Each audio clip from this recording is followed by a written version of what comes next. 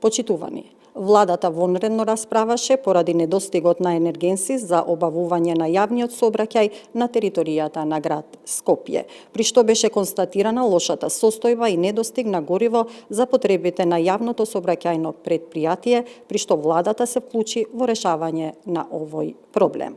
Се донесе одлука со која се утврдува постоење на кризна состојба во снабдувањето со топлинска енергија на подрачјето на град Скопје. Заради недостиг на топлинска енергија, можноста за користење на алтернативно гориво и состојбите на пазарот на топлинска енергија.